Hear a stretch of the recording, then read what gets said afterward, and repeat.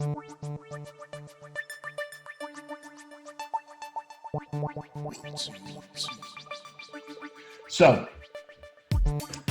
my name is David Schofield, and welcome to the first podcast of this series, and it's called Where Football Goes From Here.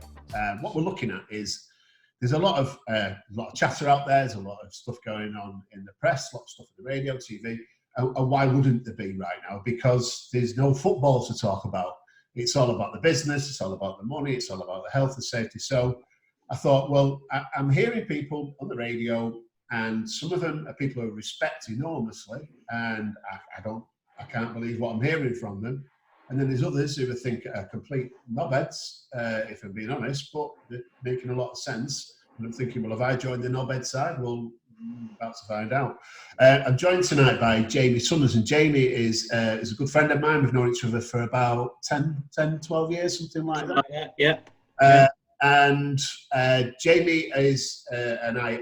We've never been at loggerheads. Too much respect for each other for that. But we are at complete opposite ends of the spectrum in terms of what we think is the solution to this. There's obviously areas where we're going to agree.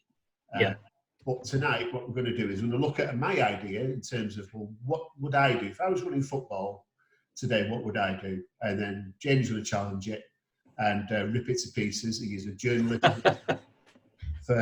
He is going to rip it to pieces. I hope he does. And that's the plan. And what we'd like to do at the end of that then is we'd really like to put it out there and see what people have got to say. I want you to challenge it. If you listen to this or watch it on YouTube and you think, well, that's nonsense, well, great. Get in touch, tell us why. And we'll put all the details and everything at the end of it. So let me introduce I don't want to call him a guest, my co-host, Jamie Summers. Hi, Jamie. Hello. You all right? Yeah, good.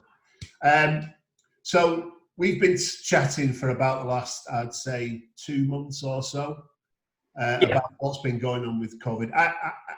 I jumped on this fairly quickly. I think early part of January, I thought, hold on a minute, this is really serious. You know, there's no treatment, there's no vaccine, there's no cure. This could get really serious. And I think at the time, I came across as being quite alarmist. So a lot of people, in fact, everybody was challenging what I had to say. They just thought I was being a prophet of doom. Jamie, being Jamie, you didn't say I was being alarmist. I think you also twigged on that something serious was going on here. Yeah. But we immediately diverged in terms of what we think should Where happen. next? Yeah.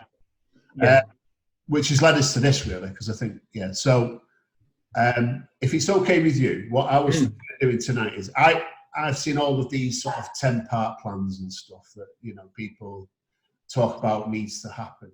Yeah. And for me, there's always a lot of emotion in it. And football, it's nothing. It is an emotional game. Yeah. But the problems now aren't emotional. The problems are pragmatic. The problems are practical. The problems are, in terms, I don't want to use life and death because in the wider context of COVID-19, people are really dying. So, but from football point of view, it could be terminal for a lot of clubs. Yeah. It could. So that's where I'm coming from.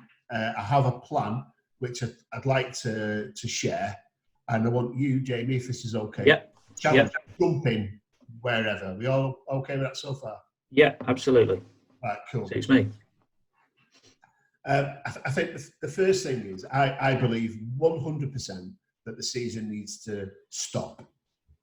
Like today, it should have stopped weeks ago, but it needs to stop today. There should be no more football played in this country until we have a vaccine to prevent, a effective treatment to look after people who catch it, and a cure.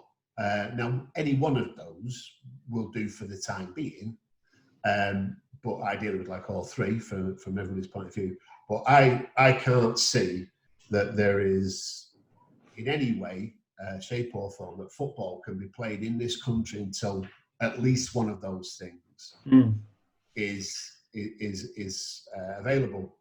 Yeah. Do we agree on that? We do. I think it's an important point to say, and people also, some people take offence or have issue with people even talking about football at the moment. Yeah. Think that it's insensitive. Personally, I don't subscribe to that view. I think football, like you say, is an emotive industry. It means a lot to a lot of people, and it is a staple of life for a lot of people. Yeah. And there is nobody out there saying football matters. Well, in a life and death context. I know definitely not. But you and I have both shared the same maxim on Twitter, seen it, which is football is not an important thing, but it's the most important of the unimportant things. Exactly. And I share the view that it shouldn't be. There is no way that any football should be played until it is safe to do so. Yeah. We'll get on to what that means, I think, and the way you go about pausing or restarting or finishing, whatever the mechanism you use to stop and start the game is probably where we differ. Straight away. Well, I think you cancel it. It never happened, and you don't. Well, I just take the view that if you, I see the merit of the argument, and I understand why you would make that argument. But what I would say is, at the moment, we're not in full receipt of facts. Yeah. We don't know where this is going to go. And if you cancel it and expunge it and pretend it didn't happen, you can't undo that. No, you can't. That's right. And you can make the argument to say, well, that's what we're going to do, and regardless, that's the way it is. Yeah, and if you subscribe to that view, fine. But who do you think can make that argument? Because I don't think anybody in football is going to make that argument. Well, I've not really seen many people that do make it, and I suspect, and this is part of the reason why I take a slightly different approach, I think. The people who are the most vociferous supporters of pretending this season never happened are the people that stand to lose in a sporting context. Right. Well, that doesn't happen. Well, yeah, it means it again. So, as Stockport County fans, we were saying that, your point was it's only people who've got something to lose, i.e. clubs in relegation zones, etc., who are saying scrap it. And I'm saying that's not the case for me, because our club is very, very well supported for the level that it's at. We've had well support for levels above. We have a new owner with a new owner with real enthusiasm and grand plans. Yeah. And from what we can gather, the funds to make those things happen. Yeah. Or certainly at least to fund a football club in a way that you would expect a club of that size to be funded. We've got money. We've got a large support base. We've got a football league ground. Doesn't need anything to do with the football league certificate. We're in the playoffs of the National League, and as other clubs who are nowhere near as well supported, nowhere near as well financed, crumble around us. What's happening right now? That puts us, the longer this goes on, in a stronger position. So I think, as Stockport County fans, have a lot to lose because, I'm sure Liverpool and Leeds are going to crop up soon. But our club returning to the Football League that we're in for 106 years is way more important than whether Liverpool win the league this year or not. Yes, I mean, you can make that case. I have not thought about this. I really haven't thought about this from a Stockport County point of view. Yeah, no. And the reason I haven't done that is because I know that the club is fortunate enough to be okay. Yeah. Whereas, and I fully accept, if we were having this conversation 4 months ago, we'd been right. It might have a different feel. Oh no, it would be beyond that. We'd be full.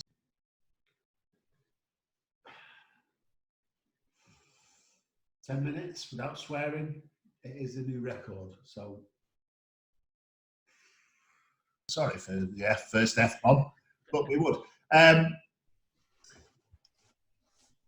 I do take your point that Brighton are more likely to want the league cancelling in the Premier League than Liverpool are. Yeah, I think the point really I'm trying to make there is that you can't. You're right that this is about business decisions, but you can't. It is impossible to separate business and sporting decisions in this scenario because the two are interlinked. Yeah, but what I'm going to say to you is this: I'm going to do that tonight because emotion is stopping people making decisions, and that indecision. There's an old-fashioned saying that no decision is worse than any decision you could make, right? France, which is, let's say, the sort of, it might be the lowest rung on the ladder of Tier 1 European clubs, but it is a European league, but it is a Tier 1 league. Yeah. They've stopped for health and safety reasons. They couldn't guarantee the health and safety of the players, the fans, or anybody else involved. And the players themselves, it wasn't just the odd Sergio Aguero speaking up in France. As a body, they said, we're uncomfortable about coming back. Right? But it had been announced by Ligue 1 that they were going to do just that. And then the Prime Minister gets up and said, no, you're not. No, you're not, right? Yeah. So the government said, there's no healthy way to do this. And so forget it. You're not doing anything until at least the 1st of September, and we'll review it then. And so that forced the French football authorities, clubs, be it whoever was making the decision, it forced them to make a decision. Well, do we mothball the clubs until September? We don't really think it's going to be any different in September anyway.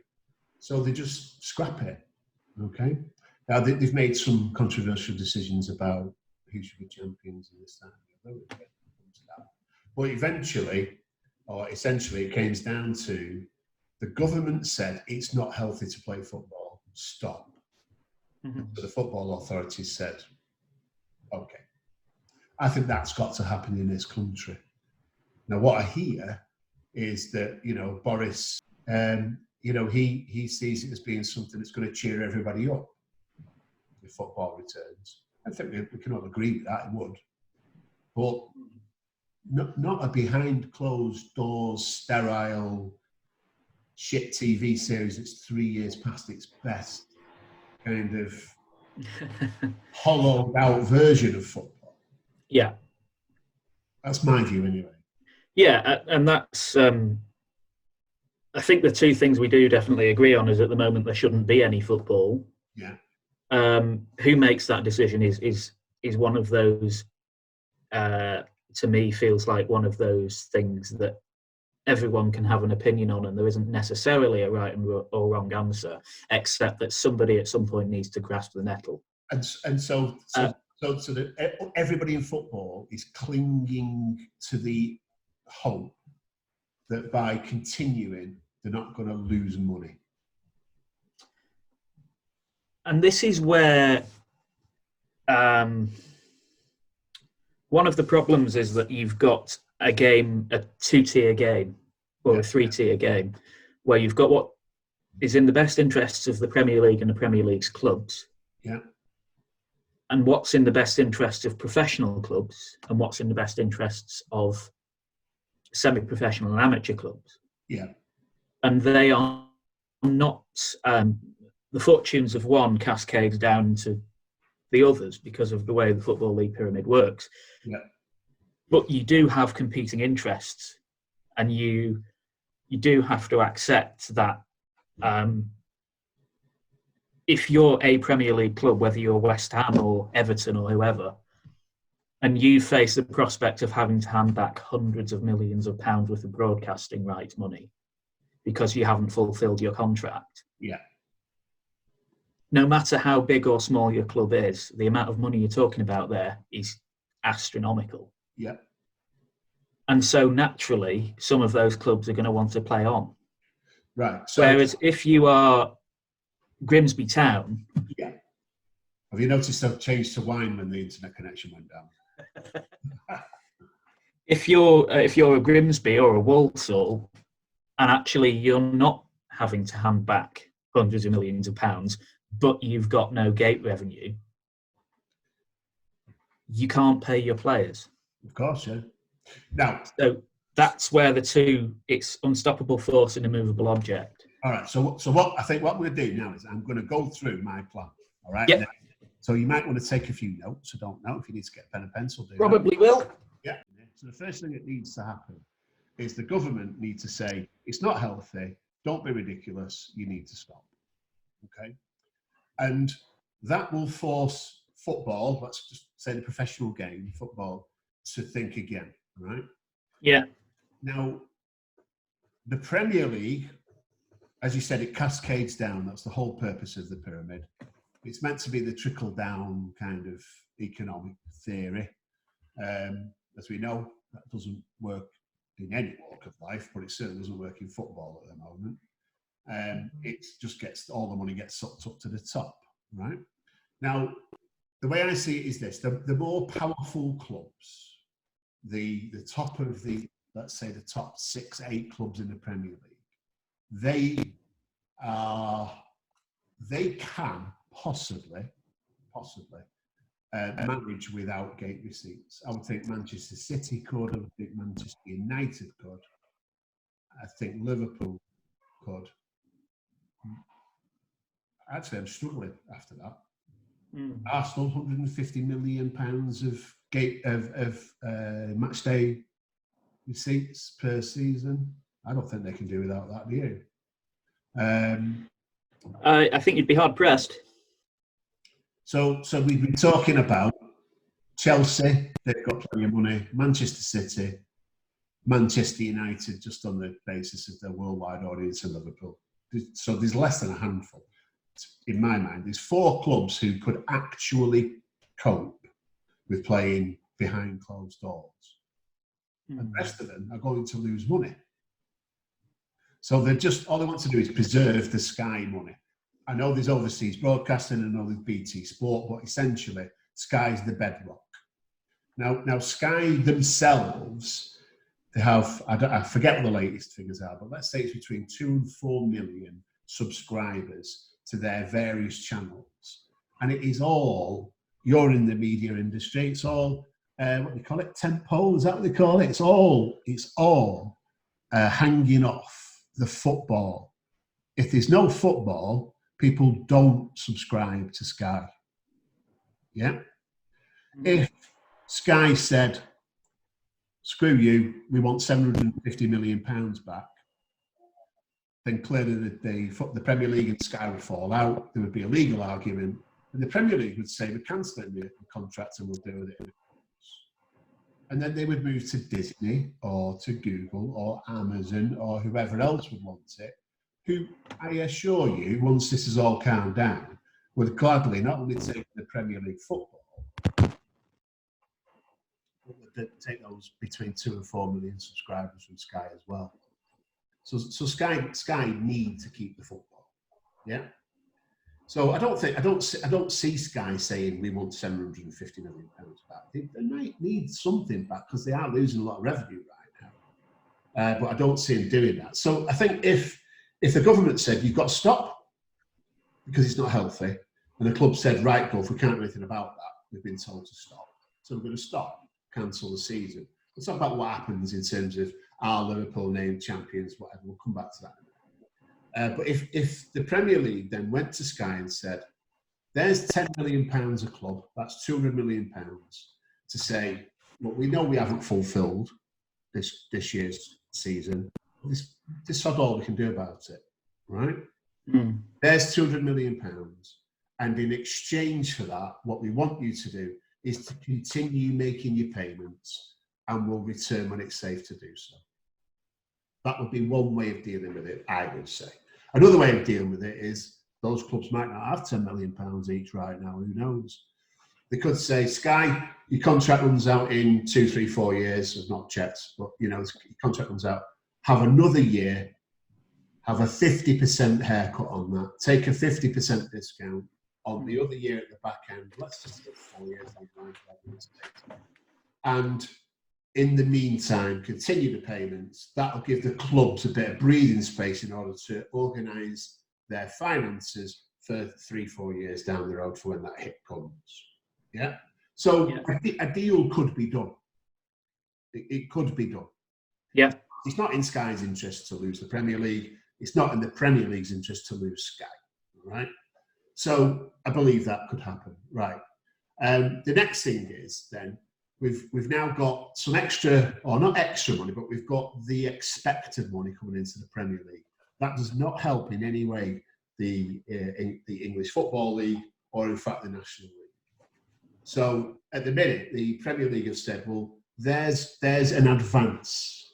Well, it's great getting an advance on next season's money. That is actually a decent thing for them to do. Problem is, they'll end up spending that money this season and then not have it next year, and everyone will go bust. Yeah, the problem with that is it's squeezing a balloon. Yeah. That's all it's doing. So I would say that if they've agreed a deal with Sky and the other broadcasters, but predominantly Sky, that they know that they've got 750 million quid or whatever it is coming in a few months' time, that they would take the solidarity payments to the EFL and say we're going to double it, not as a loan, as a gift. All right. Now, EFL, cut your cloth accordingly. All right. Yeah. And if the EFL clubs can take the TV money intact, double solidarity payment, let's be honest, let players' contracts that are running down run down, try and organise, cheap payoffs or reasonable compromise deals for anybody that doesn't want to be there anyway, to reduce the amount that they owe and they can sell off with a bit of money. Every club will have something they've got in mind for a future coaching position. It doesn't add much really to the playing staff. Make them, agree to cancel that contract in exchange for a coach's contract down the line. There's lots of ways of reducing the playing staff down to a real core of players. All right. So if you took our club, that we might end up with 12 players who we've got to pay through this, right? If a club, an EFL club, says, yes, we can do that, give us the double solidarity payment, we'll furlough our club, we will mothball our club, and we will start making preparations for the full season when we come back. And to me, that would be return to training 1st of March next year, with the idea of returning to play football April, May. And the reason to say that is the professor who's in charge, I forget her name, professor who's in charge at Oxford University of organising Britain's vaccine. And she's also collaborated with the other 3 around the world that are in progress now. She believes wholeheartedly that all 4 of them will work, but they've got to be tested to make sure they're safe. So she thinks about a year from now, we've got a manufacturing issue then for all these vaccines or whatever it happens to be. But in about a year from now, the tests will be done with the effort and money behind it. And there can be some return to normal life. So 1st of March, return to football, training, mid-April, May, return the season. Okay? And we play it until Christmas. Okay. All right? The PFA. Now, I know Gordon Taylor comes in from a stick. I think a lot of it's based around his salary. I think if he was paid 25 grand, he'd get nowhere near as much stick as he does. I'm not saying he doesn't make poor decisions at times or poor pronouncements, but his job is to look after the players. His job's not to look after the game. That's the FA's job, and we'll come back to that in a bit. His job is purely is to look after and secure the players' contracts and the players' income and protect it. And they take, I think it's £27 million a year from the Premier League contract because they insisted in having a cut of it. And a lot of people in the Premier League detest that. I hear Simon Jordan does speak a lot of sense in a lot of things. And, you know, as we're not going to go into it too much, but you know that I put a group together to buy our club out of administration. And Simon Jordan did the same thing, but I walked away after I'd done that. He put his own money in, all right, after that, and the club. Yeah. So I respect him for that because it was a bold decision and we know it backfired on it. So I respect him and respect his views. But he's been saying players should take pay cuts, managers should take pay cuts, FA should piss off because he feels burnt. He had his pants taken down as a young 31-year-old, I think he was, who owned the football club at the time. He was naive and he took his pants down. I understand where he's coming from, but he's wrong about the PFA. The PFA are not there to protect football. They're there to protect footballers. Okay? So you say, well, yeah, but are they going to, you know, kill the golden goose? You know what I mean? So, yeah. Maybe. But I do think that the PFA should say, yes, we've got this £27 million. Yes, we use that to look after, retrain people, pay for operations for former players and, in fact, current players. They will give little bridging loans to clubs who are struggling to pay wages. They do a lot of good. But I think it would not be unreasonable for them to ask the members, who are professional footballers, for a 3% of their salary right now to say, look, this is money we're going to put together for a hardship fund for contracted players who are not getting paid. If your contract's expired and you can't get another club, I'm sorry, you're going to have to do another job. Yeah? Mm-hmm. Yeah. Harsh as that sounds, you've been very lucky to be paid to play football for any length of time. If it's over, it's over.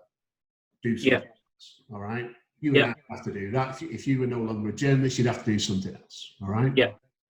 So if they took 3% of everybody's salary, that's an enormous amount of money. They could build, as well as the £27 million that they get from the Premier League contract, they could build a very worthwhile, large pot of money to pay for players who are in contract, but the clubs simply cannot play them at that moment, just at that moment. All right. However, in fact, I certainly add one last thing. The thing that stops clubs from defaulting on wages is if you do that, then the player's able to walk away and get a free transfer.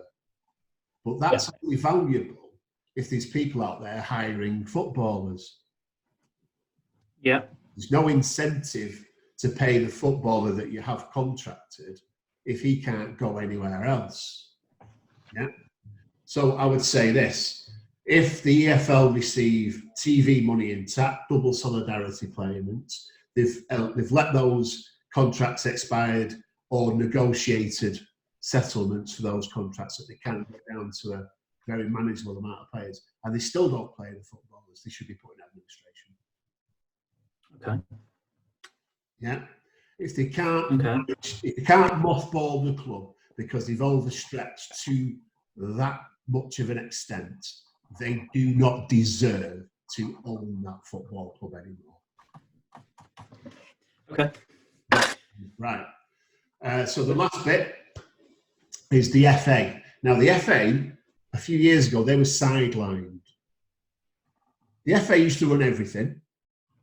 And then the Premier League came along and said, we'll call it the FA Premier League for a while. We'll have this tripart agreement whereby the Football League is never going to be excluded from the Premier League. There's going to be relegation and promotion. And the FA would sit in the middle. And then the Premier League went, you know what, bollocks to that. We run the professional game. And the EFL, or whatever it was called at the time, had a similar conversation. We're the professionals. You just focus on international football and you focus on the amateur game. Right? So the FA has been sidelined. Well, I think from the FA's point of view, now is the time for them to say, okay, Pug, fix it then.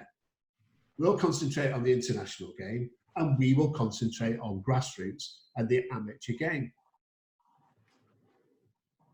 Okay, yeah. And that's it.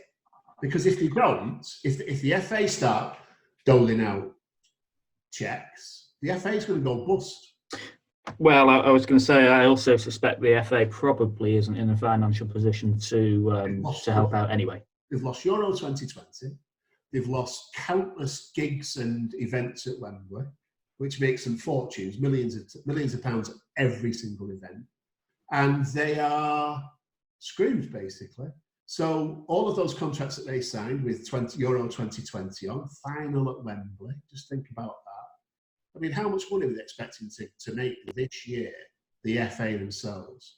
Hundreds of millions, and they're not going to get it. And I'm no different to the FA. We spend money that we're expecting, all right? So the FA, I think, is in a precarious situation. So to expect the FA to, one, take the lead on this, and two, bail people out, I think it's completely and utterly, it's just not going to happen, all right? So the FA concentrate on the international, concentrate on the amateur game. And then finally, the most important people, as far as I'm concerned, are the fans, right? So there's not an awful lot that fans can do about this. We can all have our opinion, we can all have our say. Yeah. There's one thing that the fans can do. There's a lot of money out there at the moment that's owed to fans in advance ticket sales and season ticket sales that have not been. And it's, one, a lot of money, and two, an administrative nightmare for the clubs. They're furloughing people. They've not got anybody in these back offices at the moment. They're just not there. So to expect a club to know how much you're owed and then organise it and then pay it from money they haven't got, I just don't see how that's going to happen. So I think fans have got to play a part in this as well. It's not our fault that clubs have overspent, but it's not the club's fault that COVID-19's happened either. So they are our clubs. The owners of the clubs come and go. We remain, okay? And you and I believe that wholeheartedly, right? So I think this is something that the fans can do. They can say, I don't want a refund on my ticket. Mm. I want to donate my ticket to a trust or a supporters club or somebody around the club. In our case, we've got a cooperative, the trust we used to call it cooperative. Yeah. So if you and I season ticket holders, we would say there's 4 games left in our booklet. We'd give that to the co-op. The co-op will amass, let's say, 5,000 tickets. And then when football returns, the co-op will go to the club and say, we have 5,000 unused, unrefunded tickets. We would like 500 tickets for the next 10 games as a solidarity ticket for people who've lost their jobs, people who've found hardship, and who have supported the club through thick and thin.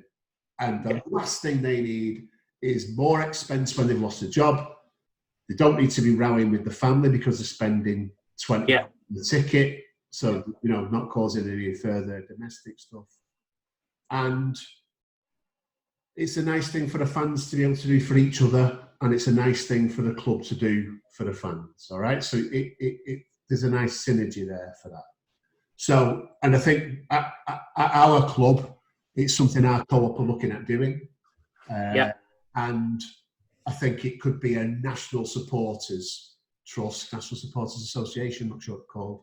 It could be something that they could take a lead on and make it a national thing where fans say, I'm not going to take a refund. I'm going to put it back in the pot. If I can pay for my ticket when it comes around, because nobody knows who's going to be in the job and who's not, then I'll just buy my next ticket, next season ticket. And if I'm one of those people who loses their job and just needs to go to the football as soon as it possibly can, then there's a ticket there waiting for me. Mm-hmm. So I'm going to recap that in 30 seconds, right? One, the government says you can't play football, it's not safe. The Premier League says, okay, boss, stop the season. Premier League stops the season, everybody stops the season. Premier League goes to Sky, organises a compromise deal, either an extended contract or a bit of a refund on this season. In return, Sky continue to pay the clubs. The Premier League clubs continue to get their income. They can relax a bit. The solidarity payments are doubled. One is what's owed anyway, and the second one is a gift from the Premier League to the Football League to say, we understand how important you are to the whole culture of football. And let's face it, we nick all of your best players, right? The PFA go to the members, that is the players themselves, and say, if you're being paid, you want 3% of your wages paid into a solidarity fund. That solidarity fund will be available to players who are contracted, but the clubs are in temporary cash flow problems to make sure everybody keeps getting paid in football. Anybody who's beyond the temporary cash flow, any football club that is essentially overspent and crippled themselves, they get put in administration. Okay? The FA say, you sidelined us, you said you're the professionals, we're the amateurs, fine. We'll look after England, we'll look after Scotland, we'll look after whoever it is, whichever FA it is, and we'll look after the grassroots and we'll look after the amateur game. And that's it. And the fans say, this is what I've got. I've got a season ticket with either 80 or, let's face it, could be £500 worth of tickets left, depending on who you support and what level. I'm not going to ask the club for a refund because they haven't got the money and they haven't got anybody there who could organise it anyway. We're going to put it into a trust who are then going to use those tickets to go to the clubs when football returns properly to say, there's 5,000, 10,000, 100,000 tickets. Can we have so many thousand tickets, so many hundred tickets, so many thousand tickets per game to be able to give to football fans who, through no fault of their own, find themselves in real hardship and just need a game of football to just give them a little bit of hope and a little bit of satisfaction without putting them into further debt or causing more domestic problems. And that's my plan.